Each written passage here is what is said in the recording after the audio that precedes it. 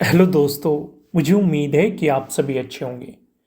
दोस्तों, आज का जो हमारा डिस्कशन होने वाला है, ये डिस्कशन हम करेंगे कैपिटल मैनेजमेंट पर। अगर आप इंट्राडे ट्रेडिंग करते हैं तो आपको अपनी कैपिटल को किस तरीके से मैनेज करना चाहिए, क्योंकि काफ़ी लोग सिर्फ एक ही गलती के कारण अपना पूरा कैपिटल खो देते हैं। तो कुछ एग्जाम्पल्स भी लेंगे और आपको किस तरीके से मैनेज करना चाहिए उन सारी चीज़ों का भी डिस्कशन करेंगे। पहले कुछ एग्जाम्पल्स ले लेते हैं। फॉर एग्जाम्पल, जैसे कि मार्केट में एक रेंज आपको दिखाई दे रही है। मार्केट इस रेंज में इस तरीके से काम कर रहा है। ठीक है। अब ये तो है नहीं कि मार्केट हमेशा ही इस रेंज में काम करता रहेगा। या तो मार्केट इस रेंज का ब्रेकआउट देगा या फिर ब्रेकडाउन देगा। किसी भी तरह की सिचुएशन हो सकती है। और बाई चांस मान के चलो मार्केट ने यहाँ पे ब्रेकआउट दे दिया। काफ़ी लोग एक गलती कर देते हैं कि वे सीधे ही पूरी कैपिटल से, जो भी उनके पास कैपिटल होती है कि अब इस रेंज का ब्रेकआउट मिल चुका है, पूरी कैपिटल से वो ट्रेड करना शुरू कर देते हैं।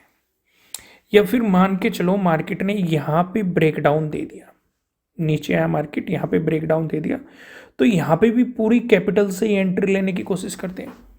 कई बार वो सक्सेस हो जाते हैं कि मार्केट उन्हीं की डायरेक्शन में, यहाँ पे पॉजिटिव डायरेक्शन में मूव दे देता है या फिर यहाँ पे नेगेटिव डायरेक्शन में मूव दे देता है।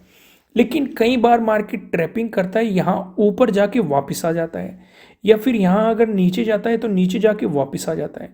तो उनका पूरा कैपिटल लॉक हो जाता है और उस दिन उन्हें लॉसेस का सामना करना पड़ता है। कुछ लोग प्रॉपर स्टॉप लॉस को फॉलो करते हैं कि जैसे अगर किसी ने यहीं पे स्टॉप लॉस लगाया होगा तो वो एग्जिट मार के निकल लेगा, या फिर किसी ने यहाँ पे स्टॉप लॉस लगाया होगा तो वो एग्जिट मार के निकल लेगा। लेकिन कुछ स्टॉप लॉस को फॉलो नहीं करते, वो इस उम्मीद में बैठे रहते हैं कि मार्केट वापस आएगा, उन्हीं की डायरेक्शन में आएगा, और उस वजह से उन्हें लॉसेस का सामना करना पड़ता है। तो फिर करें क्या? इस तरह की सिचुएशन को अब हम यहाँ पे समझने की कोशिश करते हैं। देखो, बहुत सारे फैक्टर होते हैं। ठीक है, सिर्फ एक फैक्टर नहीं होता, बहुत सारे फैक्टर्स हो सकते हैं। मैं यहाँ पे कुछ कुछ चीज़ें, कुछ कुछ तरीके आपको समझाने की कोशिश करूँगा, तो उन्हें थोड़ा सा ध्यान से समझने की कोशिश कीजिएगा। वीडियो थोड़ा सा लंबा हो सकता है, लेकिन काफ़ी मदद आपको मिलने वाली है इससे कि आप अपने कैपिटल को किस तरीके से मैनेज कर सकते हैं इंट्राडे ट्रेडिंग के दौरान। अगर पसंद आए तो लाइक करना, और किस टॉपिक पे आप वीडियोस चाहते हैं वो भी आप कमेंट करके बता सकते हैं। ज़्यादा लोगों की डिमांड होगी तो उस पर भी हम आपको वीडियो प्रोवाइड कराने की कोशिश करेंगे। अब सिचुएशन समझते हैं। जैसे कि हम एक एग्जांपल ले रहे थे, यही वाला एग्जांपल हम ले रहे थे। मार्केट ऐसे मोमेंटम करते हुए चल रहा था। ठीक है। तो मैं पर्सनली कई चीज़ों पे काम करता हूँ, जैसे कि अगर मार्केट यहाँ पे सीधा ब्रेकआउट दे रहा है तो इसका मतलब ये एंट्री करने का सही समय नहीं है। मेरे अकॉर्डिंग मैं पर्सनली क्या प्लान करता, देखो कभी कभी मार्केट ब्रेकआउट देगा और इसी तरीके से मोमेंटम देता हुआ चला जाएगा। लेकिन मुझे पर्सनली दो तरह के प्राइस एक्शन सबसे ज़्यादा पसंद आते हैं। ठीक है। ऐसी सिचुएशन पे अगर मेरे पास क्वांटिटी है तो मैं उसकी या तो हाफ क्वांटिटी ले जाने की कोशिश करूंगा। ठीक है, क्योंकि मैं कॉन्फिडेंट नहीं हूं। मैं कॉन्फिडेंट कब होऊंगा? या तो मार्केट इसका ब्रेकआउट देने से पहले यहाँ पे टाइम स्पेंड करके ब्रेकआउट दे दे, तब मुझे कॉन्फिडेंस आएगा, तो मैं पूरी क्वांटिटी में काम करने की रिस्क ले सकता हूँ। ठीक है। या फिर मार्केट ने अगर सीधे ही ब्रेकआउट दे दे तो वो वापस आ जाए, एक बार रीटेस्ट कर दे और ये प्राइस एक्शन बना दे। इस वाली सिचुएशन पे भी मैं कॉन्फिडेंट हो जाऊंगा और मैं पूरी क्वांटिटी में रिस्क लेने की कोशिश कर सकता हूँ पॉजिटिव साइड। ठीक है, प्रॉपर स्टॉप लॉस को फॉलो करते हुए, बिना स्टॉप लॉस के काम नहीं करना है। लेकिन अगर मार्केट सीधे ही ब्रेकआउट दे रहा है, मार्केट आया रीटेस्ट करते हुए और सीधे ही ब्रेकआउट दे दे, इसका मतलब कुछ गड़बड़ हो सकती है ज़्यादातर केस में। या तो ये फेक ब्रेकआउट होते हैं, मार्केट आपको ललचाता है कि ब्रेकआउट मिल गया, आप इसमें एंट्री लो, और फिर वो वापस आ जाता है। ठीक है। अगर ये दो सिचुएशन होती है तो एंट्री का प्लान बनेगा, नहीं तो मैं पर्सनली पसंद नहीं करता।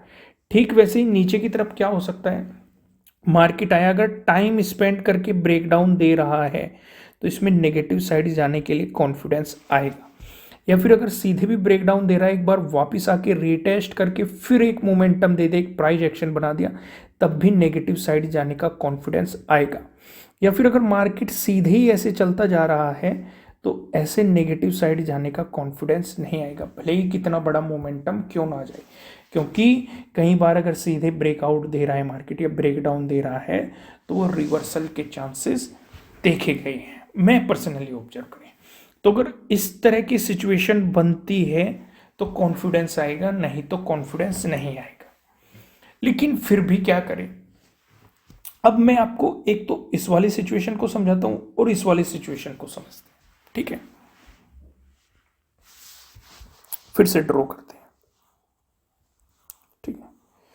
मार्केट ने ब्रेकआउट दिया, पहले हम कौन सी सिचुएशन को समझ रहे हैं, मार्केट ने यहीं पे टाइम स्पेंड किया, ब्रेकआउट दे दिया, तो इसका मतलब कॉन्फिडेंस आ गया। आपके पास कुछ भी क्वांटिटी हो, ठीक है, इस तरह की सिचुएशन में मैं जितनी भी क्वांटिटी से काम करता हूं उसकी 75% क्वांटिटी ले जाने में मेरा कॉन्फिडेंस आ जाएगा। बात कर रहा हूं मैं, मार्केट ने पहले टाइम स्पेंड किया फिर ब्रेकआउट दिया, ठीक है।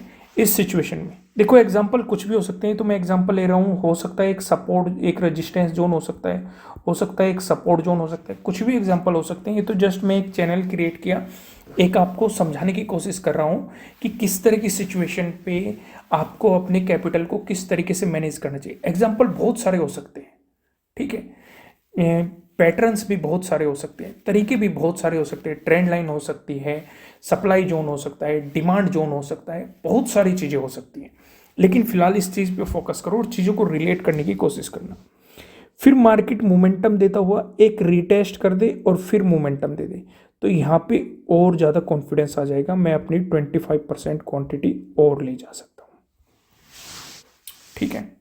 तो मैंने अपने प्रॉपर मैनेज किया, तब भी मैं अपनी पूरी कैपिटल से काम नहीं किया, मैं अपनी कुछ कम कैपिटल के साथ काम किया, उसी से रोज ट्रेड अगर करता हूं तो उस सिचुएशन पे उसकी भी 75% क्वांटिटी ले जाऊंगा, और फिर बाद में अगर एक रीटेस्ट करके मार्केट उसी डायरेक्शन में मोमेंटम दिखाता है तो बाकी की 25% क्वांटिटी भी उसमें ऐड करने की कोशिश करूंगा, ठीक है। ये तो होगी पहली सिचुएशन। दूसरी सिचुएशन, अगर मान के चलो मार्केट ने टाइम, यहाँ पे तो मार्केट टाइम स्पेंड कर रहा था, अगर मार्केट ने टाइम स्पेंड नहीं किया और सीधे ही ब्रेकआउट दे दिया, देने को तो मार्केट जा सकता है ऊपर, कुछ भी पॉसिबिलिटीज हो सकती है, मार्केट ऊपर जा सकता है। लेकिन इस तरह की सिचुएशन में मैं पर्सनली क्या करना पसंद करता हूँ, भाई मिलने को अपॉर्चुनिटी मिल सकती है, लेकिन अगर दो केस होते, टाइम स्पेंड करके ब्रेकआउट देता या अगर ब्रेकआउट देता वापस आके रिटेस्ट कर देता, तब तो और ज़्यादा कॉन्फिडेंस आता। लेकिन इसमें ना तो रिटेस्ट किया ना ही टाइम स्पेंड किया, सीधे ही ब्रेकआउट दे दिया। ऐसी सिचुएशन में मैं सिर्फ और सिर्फ 25% क्वांटिटी का रिस्क लेता हूँ, ठीक है। अगर मार्केट मेरे फेवर में नहीं गया, वापस आया, मेरा स्टॉप लॉस भी हिट हुआ, तो इस वाली सिचुएशन में ज़्यादा बड़ी क्वांटिटी नहीं थी, मैं उसे बेयर कर सकता हूँ, फिर से अपनी नेक्स्ट ट्रेड प्लान कर सकता हूँ, ठीक है। लेकिन अगर मार्केट मेरे फेवर में जा रहा है और वो एक बार रीटेस्ट करके फिर से प्राइस एक्शन बना रहा है, यहाँ पे देखो सीधे ही ब्रेकआउट दे रहा था, तो तब उसमें मैं अपनी और 25% क्वांटिटी ले जा सकता हूँ या 50% क्वांटिटी ले जा सकता हूँ, डिपेंडिंग ऑन मोमेंटम कैसा हुआ है, तब भी मैं अपनी 25% क्वांटिटी को बचा के रखूँगा। क्योंकि इस तरह के अगर दोनों केस होते तो कॉन्फिडेंस ज़्यादा होता, अगर इस तरह के केस बनते, ठीक है। यहाँ पे सीधा ही ब्रेकआउट बना, तो इसका मतलब गलती वो नहीं करनी है। ज़्यादातर मैं आपको ये समझाना चाह रहा हूँ कि ज़्यादातर गलती क्या होती है कि फुल ही क्वांटिटी को ले जाने की कोशिश करते हैं। पर कोई भी सेटअप बना, मैं आपको एक बात और समझाता हूँ, कोई भी सेटअप बना, गलती क्या होती है, जैसे यहाँ पे XYZ कोई भी सेटअप है आपके पास, कोई भी स्ट्रेटजी है, यहाँ पे वो सेटअप बना, ब्रेकआउट बना, तो यहीं पे ही लोग ये सोचते हैं कि आज ही पैसा बना लो और फुल क्वांटिटी लेके चले जाते हैं। ये गलती बिल्कुल भी नहीं करनी है, किसी भी सेटअप किसी भी स्ट्रेटजी पे नहीं करनी है। अगर यहाँ पे सेटअप बन रहा है, कॉन्फिडेंस आ रहा है, तो 75% क्वांटिटी लेके जाओ या 50% क्वांटिटी लेके जाओ। ठीक है, कम से कम 50% क्वांटिटी या 25% क्वांटिटी अपने पास रखो। इसे कब करना है? इसे कब करना है? जब मार्केट आपकी डायरेक्शन में जाके मोमेंटम दे, एक रिट्रेसमेंट लेने के बाद यहाँ पे इस वाली क्वांटिटी को ऐड करो। फिर आप काफ़ी लोग फिर से एक सवाल सोचेंगे कि अगर हम ऐसा करेंगे और मार्केट हमारे ही डायरेक्शन में जा रहा था, तो ये तो इतना मोमेंटम तो हमारे हाथ से निकल गया भाई, हमने यहाँ तक कम क्वांटिटी में काम किया। तो दोस्त, रिस्क भी तो मैनेज किया हमने। ठीक है, चलो मोमेंटम हाथ से निकल गया, लेकिन अगर ट्रेड आपके फेवर में नहीं होता तो आपकी पूरी क्वांटिटी, पूरा कैपिटल जा सकता था। तो इसलिए जरूरी ये नहीं होता कि आप कितना प्रॉफिट बना पा रहे हो, जरूरी ये है कि आप प्रॉफिट में हो कि नहीं, और मार्केट से कुछ पैसा लेके घर जा रहे हो कि नहीं। ठीक है, लालच जो भी करेगा वो एक न एक दिन, जिस दिन एक भी ट्रेड फेल होगा। फॉर एग्जाम्पल मैं आपको एक और चीज़ बता देता हूँ। मान के चलो XYZ कुछ भी एग्जाम्पल ले लेते हैं, आपने 1 लाख कैपिटल से काम शुरू किया। ठीक है, चलो इससे भी कम मैं आपको ले लेता हूँ कि आपने 50,000 कैपिटल से काम शुरू किया। ठीक है, आपने 50,000 को 75,000 कर लिया। ठीक है, जल्दी मैं आपको इस पर एक वीडियो भी प्रोवाइड करूँगा कि कैपिटल को किस तरीके से आपको विड्रॉ करना चाहिए, पूरी कैपिटल के साथ ट्रेड नहीं करनी चाहिए। अगर चाहते हो तो कमेंट करके बता देना, मैं आपको प्रोवाइड करा दूँगा। ठीक है, फिर आपको और ज़्यादा कॉन्फिडेंस आ गया, आपने क्वांटिटी और बढ़ा दी, आपने 1 लाख कैपिटल हो गया आपका, उससे आपने काम करना शुरू कर दिया। सोच के चलो, अगर आप किसी भी एक दिन गलत साबित हो गए तो आप कहाँ आएंगे? 75 पे आएंगे, 50,000 पे आएंगे, या फिर जीरो कैपिटल पे आएंगे? आप अपनी पूरी कैपिटल को ही डिस्ट्रॉय कर देंगे। लेकिन अगर आपके पास रिस्क मैनेजमेंट होगा, क्योंकि एक न एक दिन आप फेल जरूर होंगे, कोई भी ऐसा नहीं है जो वो हर रोज सक्सेस होता हो, फेल जरूर होते हैं। लेकिन जिस दिन फेल होते हैं उस दिन क्या आपकी कैपिटल जीरो हो जाती है, या 50% रह जाती है, या फिर 25% रह जाती है, या फिर 0% रह जाती है? कितनी रह जाती है? सोचो, अपने आप से पूछो। इस चीज को देख के आपके मन में आएगा कि कैपिटल मैनेजमेंट करना कितना जरूरी है इंट्राडे ट्रेडिंग के लिए, प्रॉपर तरीके से। भाई आपका कोई भी सेटअप बन रहा हो, कोई भी आपकी एंट्री क्रिएट हो रही हो, तब भी फुल क्वांटिटी में काम नहीं करना होता, उसमें भी आपको कुछ परसेंट क्वांटिटी बचा के रखनी पड़ती है। चाहे आप 25% बचाओ, चाहे आप 50% क्वांटिटी बचा के रखो, कुछ ना कुछ क्वांटिटी आपको बचा के रखनी चाहिए। इससे क्या रहेगा भाई, जब मार्केट रिट्रेसमेंट करेगा, एक प्राइस एक्शन बनाएगा, आप वहाँ पे इस क्वांटिटी को ऐड कर सकते हो। ठीक है, ये क्वांटिटी आपकी तब मदद करेगी अगर आप गलत साबित होते हो, आपका SL हिट होता है, तो आप अगर प्रॉपर रिस्क मैनेजमेंट से चल रहे हो, जिस दिन गलत साबित होंगे उस दिन आपको मार्केट को ज़्यादा बड़ा लॉस नहीं देना पड़ेगा, क्योंकि आपके पास मैनेजमेंट है। कई बार एक तरह की और सिचुएशन होती है, मैं आपको वो भी एक्सप्लेन करता हूँ। अब मान के चलो मार्केट में एक मोमेंटम मिला। ठीक है, यहाँ पे आपने सोचा कि ये एक एंट्री पॉइंट आपके लिए बन रहा है।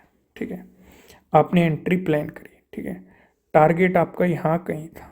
ठीक है, टारगेट अचीव नहीं हुआ, मार्केट यहीं पे ही टाइम स्पेंड कर रहा है, लेकिन आपको कॉन्फिडेंस आ रहा है कि ये मार्केट ऊपर जाएगा। लेकिन जब साइडवेज जा रहा है मार्केट, ठीक है, यहाँ पे भी एक रेंज क्रिएट करेगा, रेंज क्रिएट कर रहा है और आपको कॉन्फिडेंस आ रहा है कि आपका सेटअप भी बता रहा है कि ब्रेकआउट मिलेगा। लेकिन इस साइडवेज मार्केट में मार्केट आपका प्रीमियम गला चुका होगा, तो जैसे ही आपको यहाँ पे ब्रेकआउट मिलेगा, हाल तो साइडवेज मार्केट में ज़्यादा देर तक नहीं रुकना चाहिए।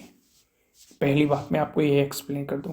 लेकिन फिर भी अगर आपको ये कॉन्फिडेंस आ रहा है कि कहीं ना कहीं मोमेंटम है, ब्रेकआउट मिलेगा, आपका एनालिसिस कहता है, तो इस सिचुएशन पे, ब्रेकआउट की सिचुएशन पे भी आपकी जो ये 25 या 50% क्वांटिटी आपने जो रखी हुई थी, ये आपकी मदद कर सकती है आपके टारगेट को अचीव करने के लिए। देखो, हर किसी का ट्रेडिंग करने का तरीका अलग अलग होता है, ठीक है। हर किसी के अलग सेटअप होते हैं, अलग स्ट्रेटजीज होती हैं, अलग रिस्क मैनेजमेंट फॉलो होता है। कोई फुल क्वांटिटी के साथ काम करता है, कोई आधी क्वांटिटी के साथ काम करता है, कोई 25% क्वांटिटी के साथ काम करता है, कोई 75% क्वांटिटी के साथ काम करता है। आपको उन्हें फॉलो नहीं करना है, आपको अपना तरीका बनाना है। जब तक आप अपना तरीका नहीं बनाएंगे, आप अपने रिस्क मैनेजमेंट को नहीं समझेंगे, आप अपनी कैपिटल को नहीं समझेंगे, तब तक इस मार्केट में आपके लिए सरवाइव करना उतना ही मुश्किल रहेगा। तो समझ में क्या है आपके यहाँ पे कि अपने रिस्क मैनेजमेंट को आपको समझना है। समझ पा रहे हो ना जो मैं समझाने की कोशिश कर रहा हूँ? क्लियर हो रहा है ना?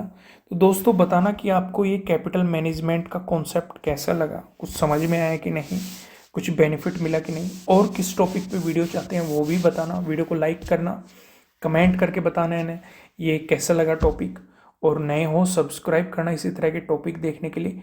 फिर मिलेंगे किसी नेक्स्ट वीडियो में किसी अच्छे कंटेंट के साथ। Thank you.